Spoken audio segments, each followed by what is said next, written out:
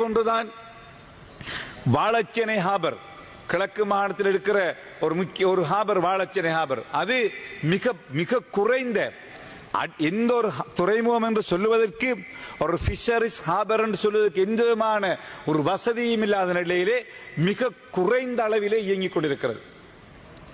கிட்டத்தட்ட 300க்கும் மேற்பட்ட வள்ளங்களை வெளியிலே கட்டுகிறார்கள், அதிலே வசதி இல்லாததால்.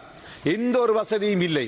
ஆகவே கௌரவ அமைச்சர் அவர்கள், மீன்பிடி அமைச்சினுடைய செயலாளர் உத்தியோகத்தில் இருக்கிறீர்கள், உடனடியாக நீங்கள் உரிய கவனம் எடுத்து வாழைச்சேனை ஹாபரிலே நீண்ட காலமாக அங்கு இன்னும் அந்த இறங்குதுறையை நீட்டுவதற்காக ஒரு மதிப்பீடு செய்யப்பட்டு அதற்கான ஆய்வுகள் மேற்கொள்ளப்பட்டு கிட்டத்தட்ட 800 மில்லியன் ரூபாய்கள் தேவை என்று அடையாளம் காணப்பட்டிருக்கிறது.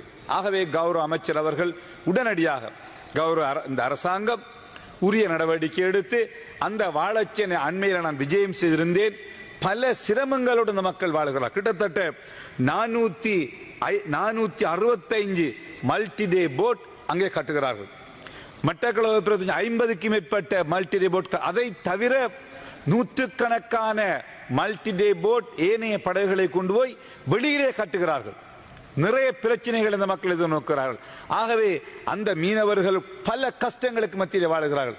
ஆகவே கௌரவ அமைச்சர் அவர்கள், அமைச்சின் உத்தியோகத்தர்கள் அதனை நீட்டி அதனை வளர்த்தெடுப்பதற்கு தேவையான நடவடிக்கைகளை மேற்கொள்ள சந்தர்ப்பத்தில் கேட்டுக்கொள்ள விரும்புகிறேன். அதே போன்றுதான் நீண்ட காலமாக மட்டக்களப்பிலே மட்டக்களப்பு மாவட்டத்தில் பூனச்சி முனை இறங்குதுறையிலே அங்கிருக்கின்ற மீனவர்களுடைய நலன் கருதி அவர்களுக்கு இறங்குதுறை அமைக்க வேண்டும் என்ற கோரிக்கை இருந்து வருகிறது. உண்மையிலே அதற்கான வசதி இல்லாத போது இப்பொழுது புதிய மெத்தட்டிலே மிக குறைந்த செலவிலே ஜப்பான், கொரியா, சைனா, பல நாடுகளிலே இந்த புளோட்டிங் ஜெட்டி அமைத்து வருகிறார்கள்.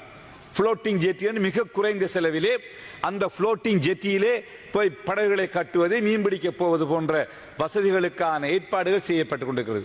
ஆகவே கௌரவ அமைச்சர் அவர்கள், மீன்பிடி அமைச்சினுடைய உத்தியோகத்தர்கள், நீங்கள் உரிய கவனம் எடுத்து பூனச்சி முனை இடத்திலே ஒரு புளோட்டிங் ஜெட்டி அமைப்பதற்கு நீங்கள் முயற்சி எடுங்கள். அதற்கான மதிப்பீடுகளை செய்யுங்கள்.